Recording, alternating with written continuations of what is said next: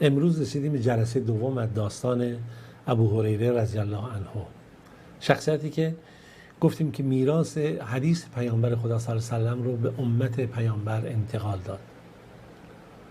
حیات باشه به اونجا رسیده بودیم که گفتیم که ایشون ابو هریره با دوستش و یکی دیگر، این دو تا سه تا از اصحاب پیامبر تو مسجد نشسته بودن، داشتن دعا میکردن. پیامبر خدا صلی الله علیه و سلم اومد در جلسه دعای اونها نشست و خب گفت دعا کنید. اون دو تا دعا کردن، یه سری چیزا خواستند و پیامبر آمین کرد. بعد ابو هریره دعا کرد گفت خدایا اون چیزی که دو تا دوست من خواستن من اونم از تو میخوام و از تو میخوام علمی به من بدی که این علم رو من دیگه فراموش نکنم، یعنی یک حافظه قدرتمند. پیامبر هم آمین کرد. اون دو تا دوستش گفتن خب برای ما رسول ما اینو میخوایم. گفت نه ابو هریره، این جوان دوسی بر شما سبقت گرفت. تا اینجای داستان رسیدیم. ببینید همین گونه هم عادی نیست که یک فردی میبینید یک منبع و دانش فراوانی رو به دست میاره. ابو هریره همون جوری که برای خودش دوست داشت، خیر و نیکی رو برای دیگران هم میخواست. نقل شده برای تابعین، زمان تابعین خوب دقت بکنید، زمان تابعینه. رفت تو بازار، یه حال زمان پیامبر رفتن تو اینا، رفت تو بازار دید مردم مشغول دنیان، سخت مشغول خرید و فروش و تجارت و کار و زندگی اند و گرفتار همین بازار و دنیا و زندگی اند. بعد یه دفعه رو کرد به اهل مدینه که گفت، تو مدینه بود دیگه، در بازار شهر مدینه بود، گفت اهل مدینه چه اتفاقی برای شما افتاده؟ چرا اینقدر شما ناتوان شدید؟ اونها گفتن ما چه ناتوان شدیم؟ مگه ما رو چی شده؟ گفت میراث رسول خدا صلی الله علیه و سلم رو دارن در فلان جا تقسیم میکنن، منظور مسجد بود، و شما اینجا نشستی تو بازار مشغول تجارتید، نمیخواید برید شما از میراث رسول خدا صلی الله علیه و سلم برای خودتون بگیرید؟ گفتن یار ابو هریره کجاست میراث پیامبر که بین ما تقسیم بکنن به ما برسه؟ گفت برید تو مسجده. مردم شتابان اومدن خودشون به مسجد رسوندند و ابو هریره هم اونجا خودش رسوند. وقتی که اینا اومدن گفتن ابو هریره خب ما مسجد اومدیم چیزی ندیدیم، ما رفتیم مسجد اومدیم هیچی ندیدیم، داستان چیه؟ گفت نگاه کنید هیچ کس رو ندیدید، هیچی ندیدید. گفت چرا دیدیم؟ تعدادی مردم نماز میخوندن، تعدادی قرآن میخوندن، تعدادی ذکر حلال و حرام میکردن. گفت خب همینه میراث پیامبر خدا صلی الله علیه و سلم. میراث پیامبر همینه که در مسجد خدا داره تقسیم میشه. ذکر هست، نماز هست، دین هست، حلال و حرام هست. این میراثیه که شما رها کردید و سخت مشغول دنیا شدید. ببینید این همونطوری که برای خودش خیر رو میخواست، در همین سن پیری میبینید برای نسل‌های بعدی هم این رو میخواست. ابو هریره برای اینکه بتونه به این علم و دانش پیامبر دست پیدا بکنه خیلی سختی ها رو تحمل کرد، گرسنگی، سختی، غربتی که در اون شرایط بود، و این همش برای اینکه بتونه در محضر پیامبر خدا صلی الله علیه و سلم نقل باشه. نقل کرده، خودش نقل میکنه، میگه یه روز خیلی گرسنگی به من فشار آورد. من از یکی از یاران رسول خدا صلی الله علیه و سلم گفتم فلانی به من غذا بده تا بهت یه آیه قرآن یاد بدم. تا بهت یه آیه قرآن یاد بدم، یا به قول من تو مثلا من از گرسنگی نجات بدی، غذا بدی. یعنی میگه اینقدر برام سخت بود، یعنی ولی با همین احوال میگه من روزها رو میگذروندم. میگه در یکی از روزهای دیگه من گرسنگی بهم غلبه کرد، اونطوری که به شکم خودم سنگ بستم و در مسیر یاران پیامبر خدا صلی الله علیه و سلم می نشستم که یکی منو کمک بکنه. میگه ابوبکر از ابوبکر در مورد یه آیه از قرآن پرسیدم و علتی از سوال کردم بودم شاید منو دعوت کنه برم چیزی بخورم. نکنید داستان گرسنگان همیشه داشته باشید. بعد میگه عمر اومد، از عمر هم همین سوال کردم، گفتم شاید من برای اون چیزی منو بده در مورد من گرسنگی از این نجات پیدا بکنم. بعد میگه تا اینکه پیامبر خدا صلی الله علیه و سلم اومد از کنار من رد شد، گفت ابو هریره. گفتم بله لبیک یا رسول الله، چی شده؟ گفتم و به دنبال پیامبر اومدم. گفت بیا تو خونه. اومدم خونه، گفت بیا یک ظرف شیری آوردم و خانواده‌اش گفتش که این ظرف شیر رو بیارید که اینجا ما میخوایم با ابو هریره بخوریم این ظرف رو. بعد فرستاد این ظرف آوردن، گفت ابو هریره برو تمام این کسایی هم تو اصحاب صفه هستن شاگردان من، اونها رو هم بیار از این بخوریم. من به خودم گفتم خب من الان خودم شاید یه کم بیاد فلان. بعد پیامبر گفت نه برو همه اونها رو بگو بیاد. البته میگه نگفتم بیجون، گفت برو همه اینا رو بگو. پیش خودش میگه این گونه فکر میکردم. میگه اونها رو صدا زدم، اومدیم خونه پیامبر خدا صلی الله علیه و سلم نشستیم و از این ظرف شیری بود همه خوردیم و بعد اونها خوردن. بعد دیگه نوبت من رسید، پیامبر گفت تو هم بخور. من خوردم. بعد رسول خدا صلی الله وسلم هم از اون ظرف شیر خورد و بالاخره زمان رو گذروندیم. میگه که مازال یقول، من همینجوری که میگو پیامبر میگو اشرب، من میخوردم تا اینکه سیر شدم. بعد گفتم قسم به حق دیگه رسول الله من دیگه سیر شدم. بعد دیگه به پیامبر گفت دنباله شیر رو خورد.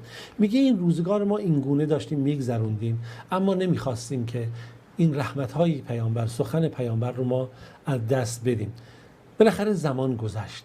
با گذشت زمان و بالاخره فتوحات اسلامی، مسلمانان وضعیت مالیشون زیاد شد و بالاخره از هر جنگی که صورت میگرفت، جدا از اینکه غنایم به دست مجاهدان میافتاد، 1/5 را هم میفرستادن بالاخره مرکز خلافت و بین مسلمان ها تقسیم میشد و شرایط مسلمان ها خوب شد دیگه. ابو هریره دارای زن شده بود، فرزند شده بود و زندگی خوبی داشت.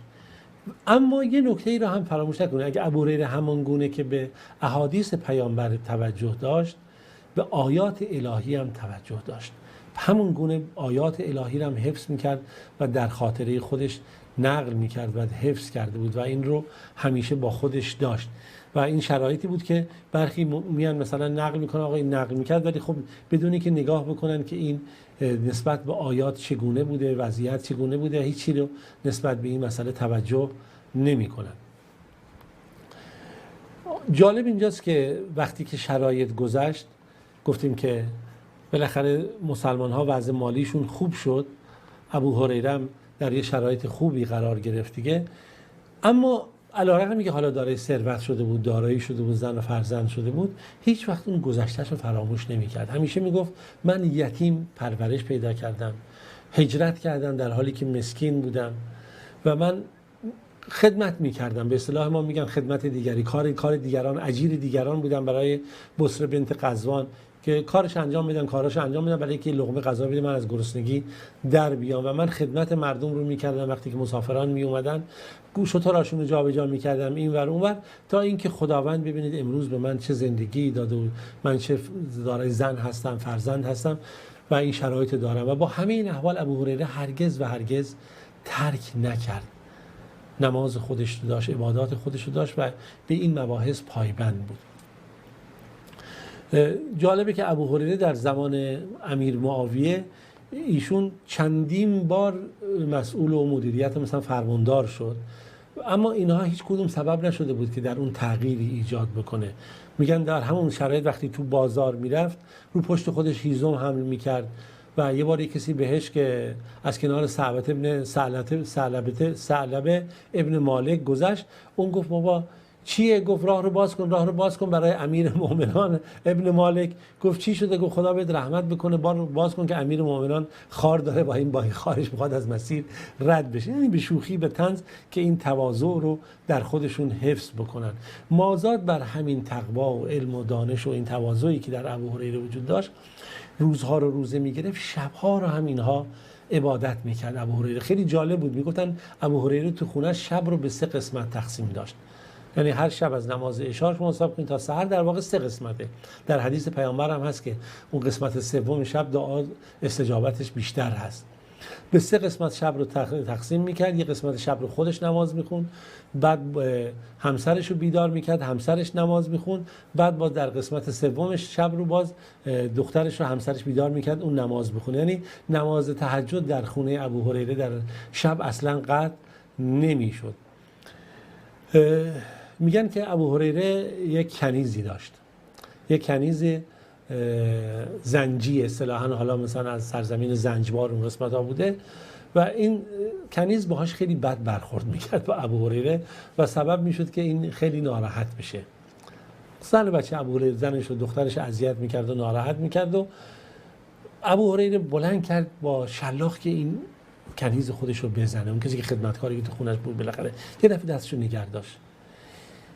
بعد گفت که اگر به خاطر ترس از قصاص روز قیامت نبود حتما این کار باهات میکردم، اما یه کار دیگه میکنم، تو رو میفروشم به کسی که وفای اون اون پولی که میده، ثمنی که در ازای فروش اون به من میده خیلی خوب هست، یعنی زیاد هست و من به اون خیلی نیاز دارم.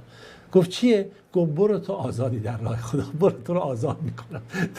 یعنی نه آزارش داد، نه زدش، نه به کسی دیگه، برو تو آزادی در راه خدا. این بحث کنیز و غلام رو هم ما با یه روز در اسلام باز کنیم که برخی متأسفانه اسلام ستیزها مسئله رو بد نقل میکنن. جالب، ابو هریره خب حتی مثلا فرماندار بوده فلان، وضعیت مالیش هم گاهی خوب بوده. دخترای محل میگفتن به دخترش که نگاه بکن چرا بابات برات علنگوی طلا نمیخره یا مثلا جواهرالات نمیخره اینا. بعد یه روز میاد پیش باباش میگه بابا همه دخترها من اینجوری میگن چرا برای من چیزی نمیخری؟ میگه که بابا، میگه من میترسم که امروز این علنگو طلا و جواهرات برات بگیرم، فردای قیامت تو محروم بشی از نعمت‌های الهی، یا خدای نکرده به خاطر فخر و فخرفروشی این چیزها به عذاب جهنم مبتلا بشی و سخت بشی. همینجوری از بخشش ابو هریره نقل شده، آدم بخشنده و اهل خیری بود، وقتی خداوند بهش چیزی میرسون بخشش میکرد در راه خدا. اتفاقا نقل شده که براش یه بار مروان فرستاده بود 100 دینار طلا و اون همه این 100 دینار طلا رو بخشش کرده بود. حالا داشته باشید خیلی جالبه، 100 دینار طلا فرستاد، فرداش اومد گفت که خدمتکارش فرستاد آقا دینار طلا رو اشتباهی برات فرستادن، گفتن که مال کسی دیگه بوده، اشتباهی برای تو اومده، دینارها رو بده. گفت من این طلاها رو تقسیم کردم در راه خدا، بخشیدم، اما تو صبح نشده من اینا رو تقسیم کردم، اما اشکال نداره، از اون مخارج حقوق من که از بیت المال گرفته میشه از اون کسب بکنین تا اون پرداخت بشه، تا دیگه خیالتون راحت بشه. اون گفتم من می‌خواستم آزمایشت بکنم ببینم واقعا نسبت به فقرا حالت چگونه هست و این حالتی بود که ابو هریره داشت. در صورت ایشون زندگیشون نسبتا زندگی طولانی بود، از این طولانی بودن زندگی سبب شد که بتونن میراث پیامبر خدا رو صلی الله علیه و سلم به مردم برسونن. و یکی از نکات ویژه‌ای که در مورد ابو هریره خیلی مهمه که باید ما اینو مد نظر داشته باشیم این بود که ایشون توجه خاص به مادر خودش داشت و نیکی که نسبت به مادر خودش انجام میداد. هر بار که میخواست بره بیرون میرفت در خونه مادرش سلام میکرد به مادرش، میگه مادر کاری نداری. به همین صورت وقتی برمیگشت به مادرش میگه من بچه بودم تو منو بزرگ کردی، به من رحمت کردی، خدای مادر مورد رحمت قرار بده. محبت ویژه‌ای که همیشه ابو هریره نسبت به مادرش داشت و دعوت مردم میخواست که صله رحم به جا بیارن، نیکی کنن به هم دیگه و این خیلی مهم بودش. یه روز میگه 2 نفر رو دید که یکی از یکی دیگه سنش بیشتره، دو نفر یکی بیشتره، بعد روی که کوچیک‌تر بود سنش کمتر بود گفت این کیه؟ گفت این شخص پدر منه. گفت این شخص پدر منه. گفت نگاه کن حالا که این شخص پدرته، تو سعی کن پدرتو با اسمش صدا نزنی، احترام پدرت نگهداری، جلوی پدرت نری بی احترامی، راه جلوش کن، جلو راه بری، سعی کن قبل از پدرت تو زمین ننشینی. و این شرایطی بود که ابو هریره داشت به دیگران آموزش میداد. میگن ابو هریره وقتی بیمار شده بود و در بستر مرگ بود گریه میکرد. بهش گفتم ابو هریره چرا داری گریه میکنی؟ گفت من گریه نمیکنم به خاطر که دارم از این دنیا میرم، من گریه میکنم برای اینکه راه طولانی و سفر طولانی داریم و توشه و اندکی داریم. اونا چه بودند و ما چه بودیم؟ خدا رحم بکنه. نمیدونم که آیا من بهشتی خواهم شد یا جهنمی. دیگه وقتی اونا اینجوری هستن ما واقعا خودمون باید فکر کنیم. نمیدونم من در چه وضعیتی هستم. و میگن که خلیفه اومد به دیدنش، گفتش خدا تو رو شفا بده ابو هریره.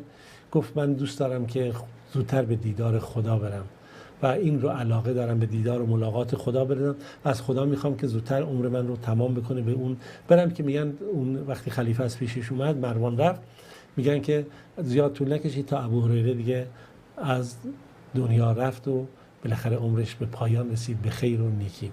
خب تا روز دیگه و درس دیگه در پناه خدای متعال باشید. خداوند یار و نگهدارتون باشه.